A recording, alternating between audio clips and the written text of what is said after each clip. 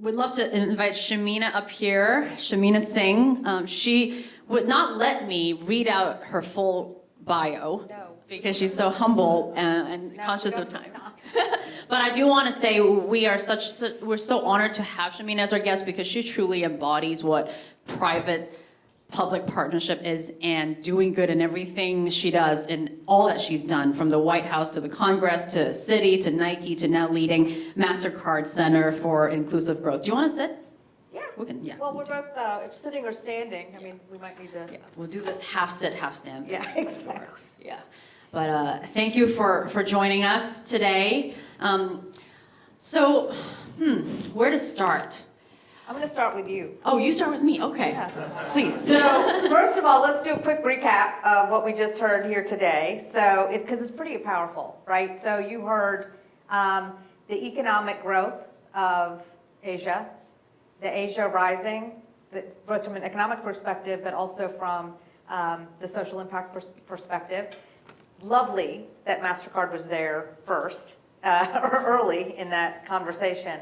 I was emailing Brahma, I was emailing Allison, I was emailing everybody and saying, you know, it's incredible that we're hearing the information now come all these years later. So, and it's incredible that we have a partner in Grab and a partner now in the Tech for Good Institute.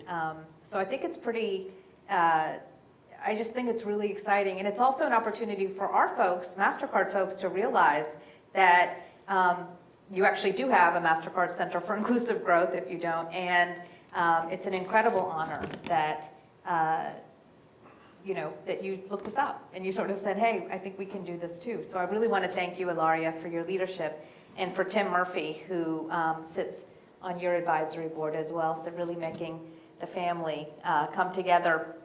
But I wanted to start with you and ask you why and how you found the Center for Inclusive Growth, and why is this partnership important to you? I forgot who told me this, but I think when people have a strong mission in life, they're going towards a goal, and then on that journey, they look around and they realize, wow, you too, you're on this journey too.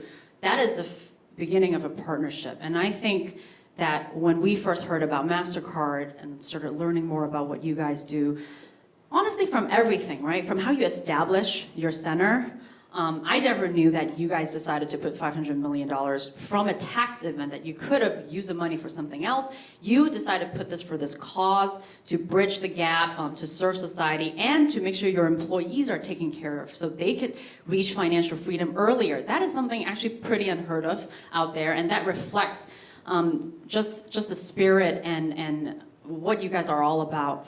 On top of that, I think to really astutely be able to use marketplace private sector knowledge, you know, like you said before in interviews, how does money move? And then you employ the lens of public sector. How are things organized, policies, their agenda, knowing everyone has different initiatives, and daily, constantly trying to align people's very different motivations. Be the middleman. Actually, middleman is not even the right word. It's you're the connector, the bridge to catalyze things to happen, because we all live in a world where we're the result of all these decisions from both public and private sectors, but yet most of us actually live in bubbles, and you are there to pop that bubble and connect. I think a lot of things about MasterCard have inspired our founders, our senior executives, and so that was the start of all of it. But we are also daily learning what you guys are doing. Talking to Allison, she told me, do you know we have a Tinder for mentors? I'm like, you got to tell me more. Like, oh, we have this app in Asia where we want to help match mentors to people in Southeast Asia who need to upskill. I'm like, oh, that's wonderful. We got to learn from that, because that's really improving accessibility for the underprivileged. So we'd love to learn more from you guys, because you have the DNA that we'd love to emulate and to work towards. That's great. Shamina, your turn. You can't get out of it because you have had such a rich career and you're continuing to open new chapters. You talked about just how you leverage assets of different companies or wherever you are, products, services of companies to serve society, right? And the power of actually leveraging it. And I think the undertone too is maybe a lot of people under leverage their assets too. How do you lead currently your work with Mastercard and beyond with this mindset? And then maybe stepping out broader, how do you think tech companies today can better leverage their assets?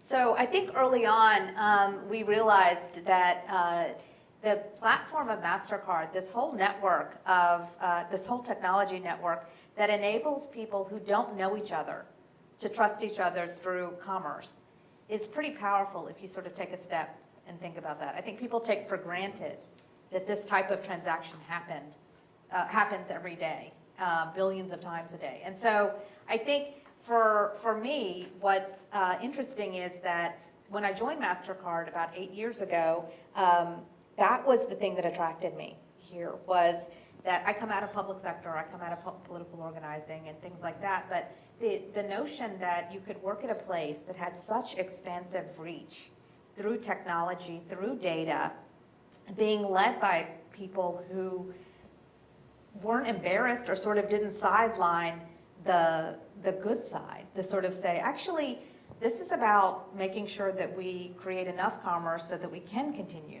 to do better. I think those are traits, those are components that have set the company apart. I mean, later on we decided to call it, I think, DQ, this decency quotient, right, that we've all heard about. But it really starts with the people and the commitment from the board to, to everybody, but also from the bottom up. And I think you can see it here a little bit today. You don't have the full effect, but you saw it in Singapore and you see it here today, that it's not your CSR people who are sitting here necessarily, although very important work, but you're seeing, the head of our digital partnerships is here. Our chief administrative officer is here. Our legal folks are here. Our Center for Inclusive Growth folks are here. The people from the government are here. Your former colleagues are here. So that's leveraging the assets. You're leveraging the assets of your network. We're leveraging the assets of our network. And gosh, when you pull complementary assets together, that has outsized impact. And that's really exciting. Yes. No. Really, really awesome. So let me ask you, Grab, we've heard a lot about the super app that's taking over Southeast Asia. You're also in a scale position. So what does that mean? And I have to say that I'm really excited about the fact that you're leading with creating an institute. Like, that's pretty incredible. But what is your scale play to do well and do good Southeast Asia?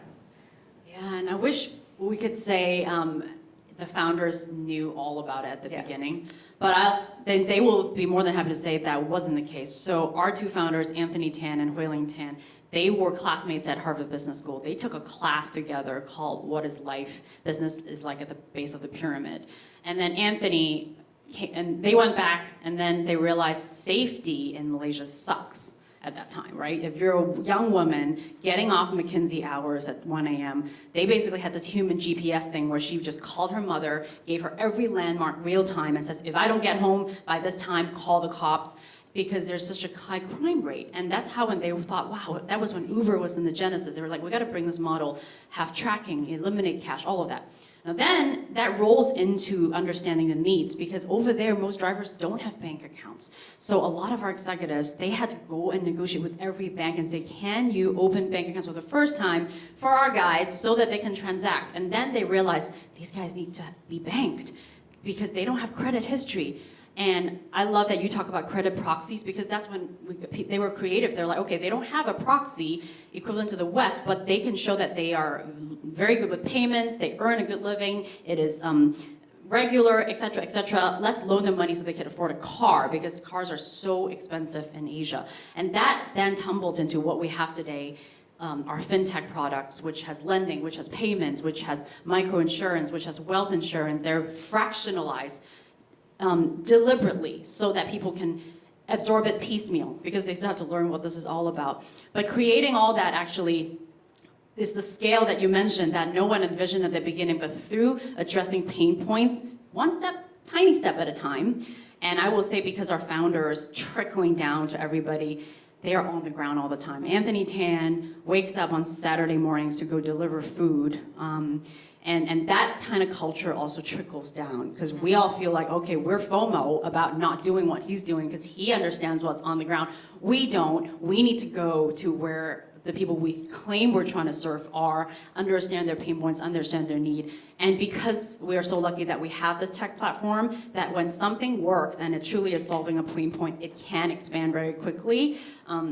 We are where we are today, which is still just scratching the surface. So we kind of call that, what you've described a little bit is information inequality. And actually the theory of the case behind the center is that there are networks that power the modern economy, and your proximity to those networks determines your destiny, unfortunately, for better or for worse. So if you are friends with Anthony, or if you are in a hawker, depending on how far away you are from the various nodes of technology or the various social nodes of recommendation and referral, really determines how you will succeed in the world. And so I think that that's why, again, the power of network can't be underestimated. And for those who get it, it's really powerful. And I think that's what the platform economy is allowing us to do. But when it also translates into how you think about all parts of your company, that's incredible. So you can see where we call it information inequality, because there is that gap. And it's not necessarily a gap in potential. It's in a gap in the information that you need to be successful. And so, look, I grew up in the United States as daughter of immigrants. You're living in California. I mean, we're sort of products of this very conscious design that somebody said, this is how the system works, and this is how you need to be involved in the system. Had we not had people who quite literally took us by the hand and said, I'm going to write you a letter of referral. I am going to make sure that you are a professional at McKinsey. I'm tearing up too. That you're a professional at McKinsey, but I'm going to get you home.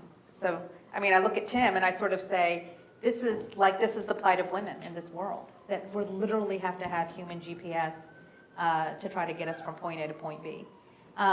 We can do something about that. Like, as Mastercard, we actually can do something about that. As Grab, you've recognized that you can do something about that.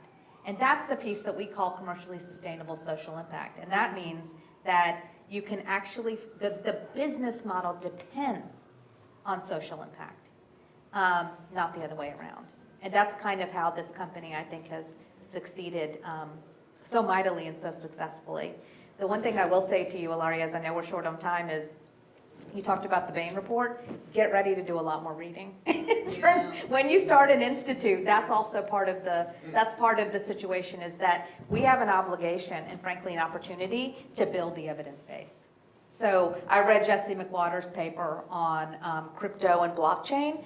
It taught me everything I needed to know about what this is. So the ability to actually create what we call actionable insights. So not research necessarily for research's sake, that's academia's job, but this idea of translating that research, building an evidence base into the 5 things somebody can do, that's going to be the magic of this institute, is taking what Klaus Schwab started with, which is way up here, and operationalizing it down to the hawkers and vice versa. That's what you all are doing, and that's going to be the power of your Tech for Good Institute. It's been the ambition of the Center for Inclusive Growth. And so I think together, we have a real chance at doing something here, and I'm delighted about it. No, I love that, and I will end with asking you this, and actually we'll then open up to the floor, because thank you for being such a wonderful audience. We have 10 minutes where we can do Q&A. You can ask any of us questions, but definitely ask Shamina, she's smarter. You've talked about DQ, decency quotient, and you juxtapose that with IQ, with EQ, and then you talk about the salience of DQ. I really do want to ask you, how do you, all these years, you stay decent, in this very ambitious, competitive world, especially right now, okay, we're in Southeast Asia. Southeast Asia has a lot of growth. There's a lot of ways to make money very fast, but this rich-poor gap is really widening. When you make daily business decisions, how do you stay decent in your view? Yeah, it's a great question, and I think anybody here could answer it because we're all in it together. And I think that's part of it is that we all kind of have to look at each other in the face at the end of the day, and we attract people who bring decency at the core. So that's the other piece, is that I think, to the credit of the board and the management of the company, we've really created an environment where there's something we call the Mastercard way. And there is a way that you interact with each other that recognizes things like a sense of urgency, thoughtful risk-taking, but always keeping the way you treat another human being at the core of what you do. And it doesn't just come, and it manifests in different ways. So it manifests in things like, looking at a colleague's 401k to sort of say, okay, does this person, if they stay at Mastercard, are they going to have a better life because they were at Mastercard? And if not, let's figure out the 401k plan to make sure that they do. Like, that's the shift. That's the shift in the way you think about business, capitalism, decency is I think really one of the hallmarks, I think, of Mastercard, but I also hope that it doesn't stay at Mastercard. And that's one of the reasons why we actually created the Center for Inclusive Growth. Because when we first started, and we started in 2013, you guys. So at the end of 2013 is when we actually started. Tim was on our board. He was my boss. And, and we had this crazy idea to actually operationalize all the learnings that Mastercard was gaining at the front lines of inclusive growth through financial inclusion. So we had built a strategy on financial inclusion, and actually our first audience for the strategy were our shareholders. So we formulated the strategy in such a way, and actually one of the original authors of a study called The Cost of Cash, which is kind of our, the bedrock, is here today. We're still partners with Tufts University because they measured the cost of cash. And that became the business model that said, you know what, Visa may not be our competition, cash is the competition. And you create enormous runway if you believe in the power of digital to displace something that is more expensive and more harmful. And talk about that as a social impact driver. But when you can think like that, and when you sort of have that as your formulation, decency, that comes out of decency, because that's the way you're optimizing, is for things that are good for people, not things that are bad for people. And trust that in the end, those things will make more money over time. That's commercially sustainable social impact. I wish we had more time. I'd love to open up to the floor if there's anyone. Yeah, I think Leslie was the first. Thank you. This is a phenomenal event. I applaud all of you for the great ideas and especially the thoughts around the woman. And my advocacy is about women empowerment. And you bring up a very important point, and that's to operationalize the concept of how do you create tech for good and democratize it for everyone who are at the base of the pyramid. I think this institute has huge potential from the concept of it, but I think I would love to see how it really creates an opportunity for women, especially who are at the base of the pyramid, who through digital divide actually cause greater gap in society, and if not taken care of appropriately, could be left even further behind. So I think your point about, we all get to this point because of someone who really extend the helping hand to push us forward. As an immigrant from Singapore originally, I know what it takes to get to this point from 25 cents in my pocket down to today.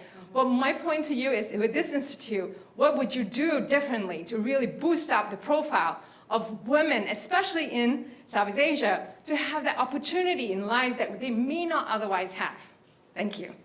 I'll just jump in because as an Asian American woman, I'm full of advice. And I'm freely giving it all the time, whether anybody asks or not. But I think around just this piece around women and women's economic empowerment, that was a key driver for why we also focused on gender intentionality as part of our core commitment at the center and also at Mastercard.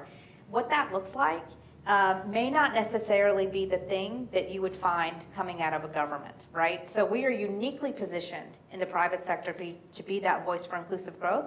What does that look like? It looks like digitizing payroll for garment workers in Vietnam and Cambodia. Because what we know is just a few years ago, so most of the workers in that sector are women. And so we sort of said, if we want to make lives better for women, our way to do it is going to be through economic empowerment. And where we find most women who are looking for economic empowerment? In the garment industry in Southeast Asia. So let's partner. So at the time, the Business for Social Responsibility had a program, some other folks had fledgling programs. And so we sort of said, as Mastercard, we can bring it all together and actually digitize the payroll for these workers so that the managers of the facility get a digitized way to do the payroll. They still do everything by hand. But for women, to get it straight into a bank account, and whether they decide to cash out or not, that's their business. But the fact that it goes immediately into somewhere else and not into their pocket, when they leave the facility, their husbands and honestly their mother-in-laws aren't there waiting at the other end for the cash, right? So just that simple thing could transform an entire industry. And that's what I meant about operationalizing these big ideas that come from Davos and the World Economic Forum is like, in the end, it's about using tech to digitize somebody's payroll. That's a transformative experience. But that's the kind of thing that you would see out of a Center for Inclusive Growth, out of a Tech for Good Institute. You won't see that kind of ability to move into action from a traditional think tank, or even from a potentially a think tank inside government or things like that, because our value is that we sit in the private sector. We're supposed to move fast. We're supposed to think fast. And that's our job. So I think those are the ways that you can partner also with our organizations to understand that's the value that we bring to the conversation. I love that, and you know, you guys also in Indonesia have done research on how young teenage girls end up, you know, pulling out of the workforce and thinking about how to mentor them and equip them with soft skills as well, and that also led to you guys looking at the cybersecurity field, knowing that it's going to employ a lot of people and then help training them intentionally. So I think that's the word I want to use, intentionality. Yeah. Foreseeing what's going to happen, then you really try to almost surgically say, you guys might be expelled from this. Here's extra attention, here's extra upskilling toolkits. Please, you know, take it. One of the things I do love about Grab is like they do take the trouble to make sure disabled people, for example, can also be included in the delivery system. It's a bit more trouble to have someone on wheelchairs delivering food in Singapore, but we have found that actually there are much more women, especially, who normally would just shy away from getting involved in the economy. These kind of opportunities also help them. We're thinking much more now that food delivery and grocery delivery are really taking off, especially in some countries where because of religion, a lot of women don't go out a lot. Is there ways for them to prepare food and prepare things at home, and then because of gig economy and transport, they can sell directly, all of those things. So we're just scratching the surface. We'd love to get more advice to develop more. Thank you, Leslie. I think Miguel also had his hand up. By the way, this was Leslie from World Bank, yeah, and Miguel from IFC. Yeah, thank you. Amazing initiative, I have to say. What you guys have created, and the partnership is great. I have to say, I'm also very thankful to the Center for Inclusive Growth because they gave me a grant for my PhD in Singapore, which was very beneficial. I know Allison very, very well over there. My research was all on doing well by doing good using tech. So looking at fintech startups that are really delivering financial inclusion, but like you said, evidence-based. So doing a quantitative model that predicts the success of these startups. Yeah. So figuring out what are those factors that are very unique for these startups for them to succeed. But two key priorities that we're looking at IFC right now are embedded finance, which is one topic you guys mentioned, and the other one is climate and sustainability. And looking at different ways on how to bring financial inclusion together with green finance. And I was wondering, are those any other considerations that you guys are looking at, and also embedded finance as some of the research priorities for the center? From my side, just so you know, Mukhtar Diop, your new managing director, is actually going to be in conversation with our relatively new CEO at the Inclusive Growth Summit, which is airing on October 14th. Please sign up if you haven't already. But we've long recognized the intersection between inclusive and sustainable growth. And so that's actually going to be one of the topics of conversation between the two principles, is exactly that notion, that you cannot have economic growth that is inclusive if you're not thinking about the planet at the same time. The panel itself is called People, Planet, and Prosperity. So we've made the connection. I'm going to leave it to October 14th for you to learn more, but congratulations to you on your growth and your research. Thank you for doing that. You're sitting next to one of our other fellows there, so you two should meet. I guess the fact that we started as a mobility company, we can't get out of not really addressing the climate issue. But I realize actually it is not that simple. For example, EV. Okay, EV. In a great scenario is everyone drives an EV and everybody's happy. But the truth is that the infrastructure is not ready. And even in the States, I almost bought an EV a few months ago, but I decided against it because I was going to do a 6-week cross-country road trip with my husband. And guess what? A lot of the places don't have charging stations and we'll be stuck in the middle of Iowa without charging. Something like that. And I realized we're in the States and I still have to worry about that. What is going on in Southeast Asia? Then I realized anything from high-level nickel exports in Indonesia to where you build your charging stations, to how much it costs per charging station, to whether the power can support the charging station, to whether the drivers want to wait 30 minutes to charge their car because that's money for them in a growing, burgeoning middle-class economy. All of the above. We're not even close to solving all of it yet, but yet we have to get going because it's urgent. So that really actually is, the climate issue is a prime example that public-private sector have to talk to each other super quickly because we can't just say, we're Grab, we want your whole country to suddenly have EV stations everywhere. That's not going to work. So we have to work with everyone from the Hyundai to the government to the battery makers to everybody. And we would love any advice because it's difficult, but we recognize the urgency. Maybe we have time for one last. I think Jesse was trying. Are we done, Jesse? Or are you?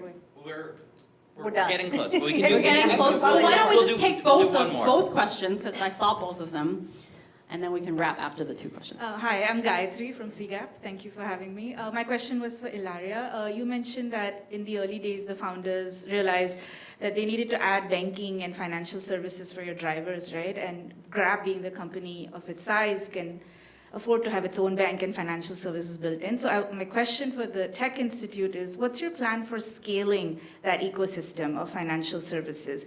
Because services can exist easily for customers, even small businesses, but the drivers and workers always come last because those credit scores are still not as reliable for banking institutions and others. So how does this institute foresee building that ecosystem, whether it's convincing more financial institutions, fintechs? What are your plans for that? Well, I can't answer for the business development of our financial group, but I will say that we started having fintech products because of the needs of the drivers and the workers. It's not the other way around. It started with them. It's because of the micro merchants who have a pineapple stall and they also cooking nasi lemak and they want to deliver, but they need loans, they need to buy another bike. That's where we come in. It's the drivers who said, I want to send my kids to school as well. Is there a way I can get a loan so I could send her to school?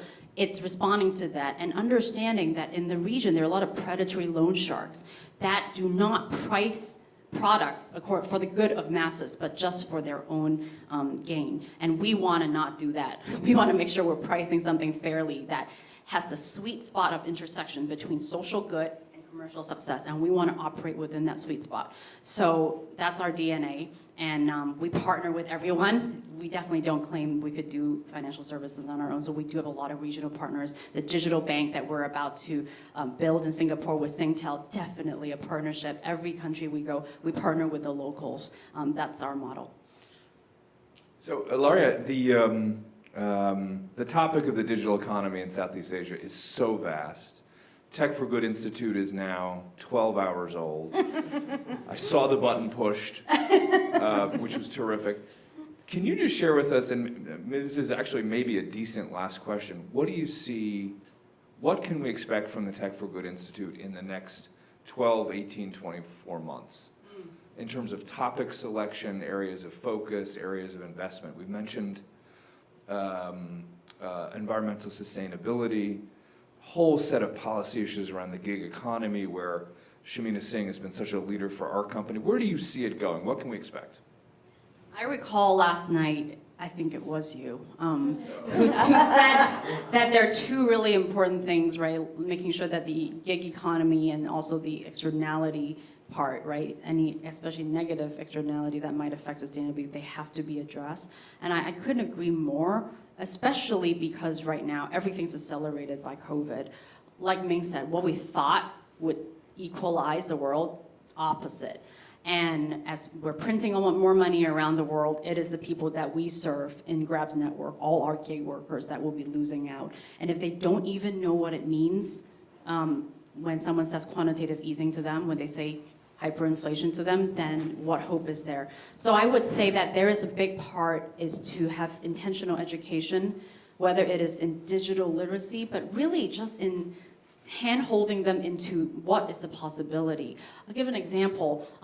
Some of our executives in Indonesia with OVO, who does payment, they have to really go deep on studying why a lot of people who actually can't open bank accounts, they don't do that.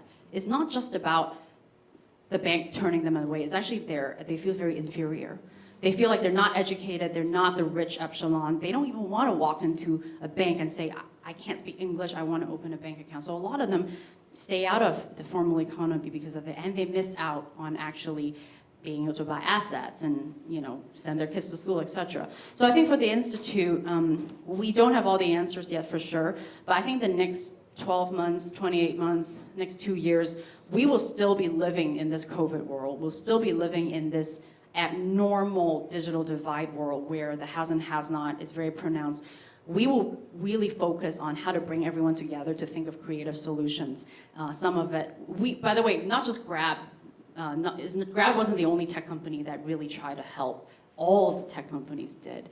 Take pay cuts, help to have funds, to digitize small businesses. We love that. Help small businesses, help them have all-in-one toolkits so that they can just have a one-stop and shop and say, this is how I go online, this is how I drive volume. Go to the girls, go to the disabled people, go to the hawker center, auntie, uncle, and say, do you want to try downloading the app? You don't want to? Can I do this with you? Let me hold your phone, download it for you. That's what Anthony used to do with the drivers. Uncle, he's like, you don't want to use our app? It's okay. Give me your phone. I download it for you. If you don't want it, you don't have to use it. He went door to door, knocking on drivers who turned him away, and that's how he started. That's how actually we envision the Institute to be this bridge and encourager and cheerleader for everyone to do the same out there to help the economy. That's inspiring. Wow. Thank you for having us. And honestly, like, I'm just so grateful because this is your office, this is your family, this is your space, this is your precious time, and all of you who have traveled, especially during this time, we thank you. Please keep in touch. Just reach out to me on LinkedIn if I could be helpful at all. There's only one Ilaria Chan. Like, go figure, what a weird name for a Chinese girl, but please let's connect. Thank you.